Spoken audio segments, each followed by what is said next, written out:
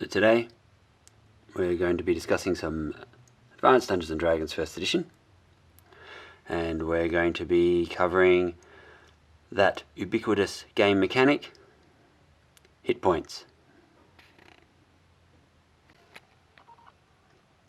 Hit points are a little bit of a contentious issue with a great many people, and some think that the mechanic itself is in some ways broken at an extreme end. But that's something that we'll try and explore in the next, within this series. So the first thing we need to do is probably look at what hit points are, and like all things 1st edition Dungeons & Dragons, we start roughly in the middle and we work our way up. So there's a slab of text on what it is to be having hit points, recovery, daily, weekly, all the bonuses, what happens at 0, and then that's pretty much it. That's about all there is. Now most of this text, I'm not going to read it all out, is explaining that it's a game mechanic, so deal with it. I'm not here to try and justify or explain all of the ins and outs of what hit points represent, but that will come across as we're exploring this mechanic. The initial idea being that you've got something that is this metaphysical value. We don't all walk around with a hit point counter over our heads. We know exactly how many we have, and this is where some of the DMs work out their own ways of doing things. As a side note, one particular group that I know back in the day, the DM ran with a system of using different types of severity of wounds. You had like light wounds or nicks, and then you've got slight wounded, mild, serious, critical, and all of that. And rather than taking a base hit point damage, it was a matter of how that wound affected it. So if you rolled a 4 for a dagger, you were seriously wounded, but if you roll a 4 on a longsword, it was a slight wound, that sort of thing. It's a lot more work for the DM to rebuild an entire system, but they worked with it and it seemed to be fine for them. There was another DM who had his group that the DM looked after all the hit points, and the players didn't know how many hit points they had. So they'd know they were healthy, and then they'd go into combat, and then it would take a full, they needed a full round in effect to determine what their wound status was like, and then they'd know whether they were at a certain level. And I remember the game that I watched where the DM, where they finished the battle and says, right, okay, let's all check our wounds, and he's like, man, you are seriously wounded, you're bleeding out, you're about to die. So there was that, which is good, I suppose. It sort of adds an element. It's more work for the DM. Back in the day it's probably easier, but in the modern era I've always let people just have their value of their hit points, but then there's nothing wrong with that. So I suppose we should look at what exactly a hit point is. So what we need to think about is how we're going to approach the idea of hit points, and DMs need to do this because eventually someone's going to say, I've got 100 hit points, I can jump off a cliff and it's not going to be a problem. And there are a great many instances in the real world where that sort of behaviours happened, and in the literary and in the cinematic world. I'm looking at you, John Rambo from First Blood, where jumping off a cliff is preferable to being captured. But still, I'm not here to try and defend the mechanic in trying to make it real, because it's Dungeons & Dragons, and as Mr. Gygax says throughout the book, it is a game and we need mechanics to make the game that little bit more easier to play and explainable. So in terms of hit points, a normal human being would have 2 or 3 hit points. So the average peasant just has 2 or 3 hit points. If they're a more physical nature, they might have 3 to 4 hit points. The 0 level militia and city guard and all of those guys, they would have between 3 and 5 hit points. So this is where the reinforcement of that idea of sheer luck, skill, protections, understanding of combat, and that's where all of that comes in. If you give a 0 level person a short sword, if they hit a militia, sure, there's a third of a chance that they'll kill the guy outright, doing 5 or 6 damage. They're hitting at -5 for being non-proficient. They've only got about a 15% chance of hitting a leather-clad guy and that sort of thing. So the combat itself takes up a lot of bits of pieces of from the attack, how well they attack, skills the attacker, skills of the defender, and so on. And as a defense mechanic, hit points are pretty good, and that's one of those things where where Mr. Gygax would like to remember that it's heroic fantasy. And so, as we're saying, a normal militia would be 3 to 5 points of damage, or 3 to 5 hit points, and a first level fighter would have between 4 and 7 as roughly an average. That bubble sort of in the middle. And at low levels, it sort of seems to work. So the idea being that when you're engaged in combat, you take damage from an attack, or you take damage from an encounter or an event. That damage is represented by lots of different ways. Alright, so if we have a quick look over at the Player's Handbook, see what it says over there about hit points. And it doesn't say much else. It sort of just says roughly what the mechanic represents. And in both texts, it makes the statement that you can't just assume that it's all about being able to take 4 times as much as a punishment as a warhorse, but it takes away the idea that you've got lots of skill, combat skill, luck, magical forces, protections, just anything, whatever mechanic you really want to bring into it. And this is where it's one of those points where the DM needs to sort of think about how we're going to try and represent this and how it's going to move forward. So to the question of, yeah, but the guy that's got 100 hit points and he can do anything, they can't really do anything. And realistically, to have 100 hit points, the best opportunity for 100 hit points is being a fighter of some description at a level that's high enough with a good enough constitution bonus. So if you've got 19 constitution, you already are well above and beyond those bits and tiny bits of percent of the human, or of character physicality. And that's where if you've got your dwarf or half orc with 19 constitution getting 15 hit points at first level, that's enough to combat 3 militia as an effect. So if we go back a little bit to combat, and I don't want to hark on combat, it's not something that I want to always keep referring back to, but it's clearly a major part of the game, is that you're looking at it being 1 full minute.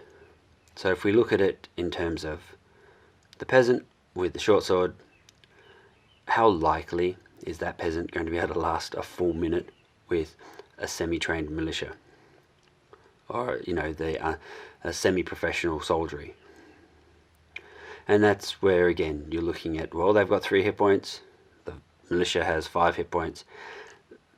If the normal human hits the militia 15% of the time and the militia hits the peasant 50% of the time, you're looking very much more like the militia is in full control. And that's sort of where that's where you can look at it and go, okay, it's a full minute, how many minutes should it work? And that fighter that's got 10 hit points, in theory, you're looking at 2 full combat rounds, 2 full minutes of combat, should come out ahead and should come out with with just a few scratches, cuts and bruises, which is what it represents. If you look at a classic example of Aragorn from the Two Towers, especially the cinematic version, that's a ranger, and rangers start off with 2 hit dice. Now Aragorn most likely would have been between 4th and 6th level. I mean, let's face it, the 2nd level ranger is called Strider, but I think that Aragorn was probably around that 5th or 6th level.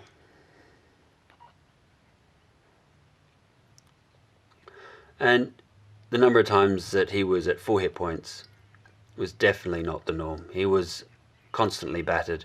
He was in combat across the board, fallen off cliffs. He was probably, you could count, especially in the 2nd movie, the number of times that he had full hit points. After a few weeks, you get your full hit points back, then bang, he would have been absolutely smashed again after Helm's Deep, and so on. So, the mechanic itself, it is what it is. I hate to say that, but it's true. And it's the sort of thing where we look at it and we go, okay, this is how the hit points are represented here, and how I'm going to go ahead with it. And it's this that thing that we sort of get caught up on, and our generation probably did it the worst, where we started to think of each attack as an attack rather than an attack routine, a series of parries and feints and so on.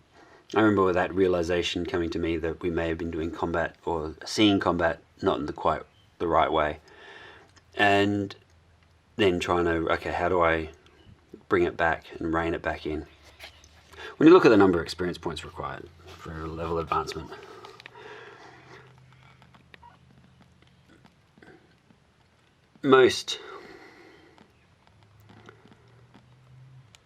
that's, you're looking at the millions in some instances, and that's a lot.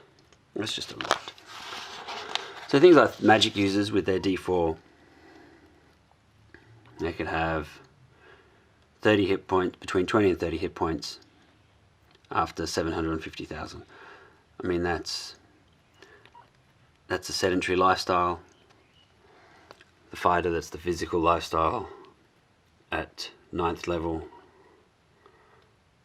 could well and truly have 50 hit points, so twice as many as the magic user before constitution bonuses. And likewise with the thieves, the D6s. So the mechanic itself is actually reasonable when you put it in its entirety. If you look at it in an isolated instance, if I have 150 hit points, what can I do? Well, the likelihood of anyone getting the 150 hit points, that's the ultimate balancer. So even at this level, 15th level assassin, 15d6, that's still 60 hit points before con bonuses, if any. And again, half orcs and dwarves with their 19 cons, giving +5 per level, they've got a natural cap of either 7, 8, 9th level for the dwarf or 10th level for the half orc.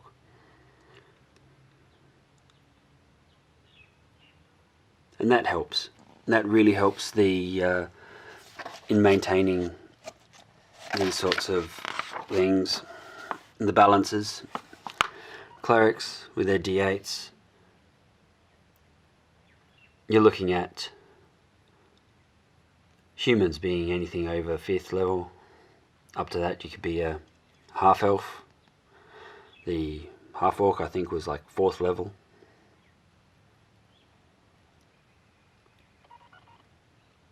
So very much relying on the other class for extra hit points. And of course multi-classing, you're splitting them in half. You're splitting all of the hit points in half, so you're getting considerably less as an average. Again, all the mechanic just works. So there's a lot to do with the balance of how hit points work, and we're flipping. And if we have a look at combat, so we come back to looking at the damage charts, and we can see that for normal people, anyone with up to about 6 or 7 hit points, which is probably the absolute max that a non-player character would get to, nearly every weapon is incredibly lethal in some way. So what we need to think about also, as going back to what we were saying, what I was trying to highlight before, was that with combat being roughly a swirling melee, inverted commas, then think about some of the greatest sword fights that are either in the literary or in the cinematic worlds, and they lasted that long. They lasted for minutes. And you have the main hero and the main bad guy, and they could be sword fighting for 3, 4, 5 or 6 minutes in some instances. And from there, you're looking at damage being done every round. It's just that it's not that damage of stab, stab, stab, stabby, stab, but the hit, the fatigue, the punch, you know, that, I hate to use the phrase, that melee between the two characters. And this is where the DM sort of comes into it as well, has to sort of think about it. So it's not just roll for one hit attack, roll for the damage, roll for attack, roll for damage, yep, next round, who gets initiative. It's a matter of lunging forward, blocking it back, taking a hit, the pressure of the combat, the impacts, the force, the driving nature of being smacked down, which is why two-handed sword does D10 against normal people, small to medium, because you're looking at such a weapon being heavy and it's just coming down at you with that weight of solid metal. That not all of that is going to be related to the cutting of the head off all the time. I mean, eventually it does happen. You do put that sword thrust through the body, you run them through, and then you get on with the business of looting the bodies and taking all the money. But up to that point, you've got battles and fights where they're hitting each other and it's the fatigue. I suppose it could be equivalent to if as a normal human being, I went and grabbed a baseball bat and then cracked a full-on bodybuilding boxer or MMA guy across the chest. It's not going to impact that person as much as when they do it back to me, if that makes sense, being normal people. And this is where the skill level comes in and the number of hit points comes in. This is where it's easy to try and get into a situation of yeah but, and I'd rather try to avoid that. It's the game mechanic, and from a DM's point of view, we need to look at it and work out how it best fits the way that we want everything to work and the way that we move forward with it all, because it's going to come up. So, in conclusion, hit points as the entire mechanic that goes as part of the cog inside the larger wheel of combat, which is inside the larger wheel of the game itself. I think it still has a lot to offer, and how we address the question of hit points, gaining hit points, using them, losing them, recovering them, that's entirely the purview of the DM. And sometimes it might require a small discussion, sometimes it's just you don't have to discuss it, and this is how we're doing it, and this is it. So, but anyway, alright, well, hopefully I haven't caused more confusion about hit points and why the mechanic is here. And this is probably capping off the mini series of what the DM needs to sort out before we can really start to play. And hopefully we'll get a few more videos in talking about some monsters. And away we go. Alright, well, thanks for listening, and I appreciate your support. It's always great to have comments, and I love the communications. Keep it all coming. And for all those DMs out there, I'd be interested to hear if you guys were ran any different style of mechanic and what your thoughts were. Have a great day.